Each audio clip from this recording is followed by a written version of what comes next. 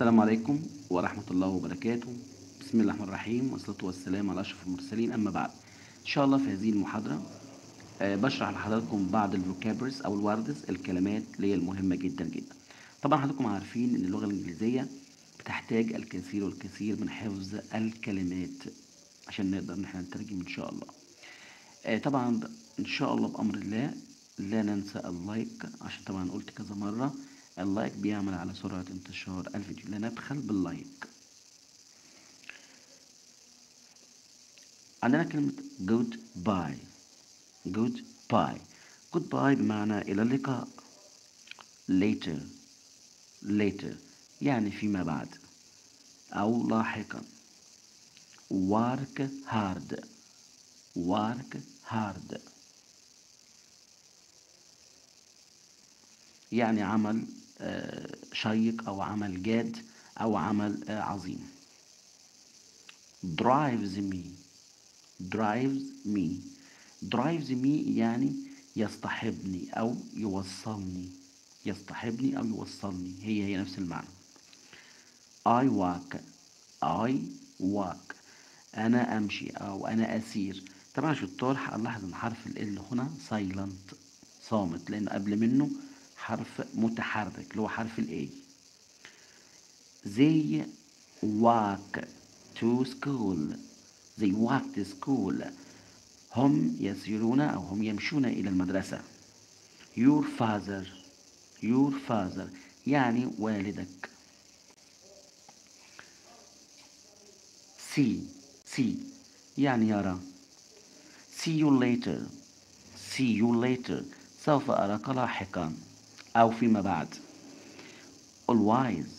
always دائما. never لا أبدا قطعا بتشير إلى التأكيد لا نهائيا. come يأتي. with مع أو ب. with my friends مع أصدقائي. by بواسطة. bypass بواسطة أو من خلال الأتوبيس. هنا طبعا معنا بعض الأفعال. see يرى. saw رأى. التصريف الثالث seen. طبعا هو في الكتاب ما كانش مكتوب التصريف الثالث، بس انا طبعا عملت التصريف الثالث عشان حضراتكم. يعني التصريف الثالث ما كانش مكتوب، انا اللي لسه كاتبه.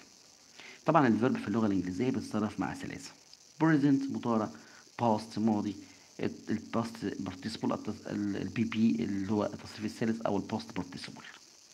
drive يعني يسوق او يقود او يصطحب او يوصل. drive وصل او ساق. التصريف الثالث driving. come يأتي. came أتى. نلاحظ التصريف الثالث نفس التصريف الأول. طبعا ده بالصدفة. أحيانا بيبقى التصريف الثالث نفس الأولاني، طبعا ده بالصدفة. work يعمل. التصريف الثاني worked. الثالث worked أيضا. لا طبعا طالما يا شطار أضفنا الفيرب ed يبقى دايما الثالث نفس الثاني. طالما الفيرب مضاف له ادي يبقى الثالث نفس الثاني. walk يمشي او يسير. walked. التصريف الثالث walked. طبعا زي ما احنا قلنا شطار حرف ال silent. look ينظر. looked. اتمنى يكون شرح هذا يعجب حضراتكم. اترككم في رعاية الله. طبعا لا ننسى اللايك، عشان طبعا اللايك بيعمل على سرعة انتشار الفيديو. لا نبخل باللايك.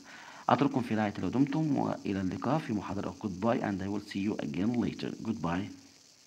طبعا ان شاء الله لا ننسى ان احنا بندخل على صندوق وصف الفيديو.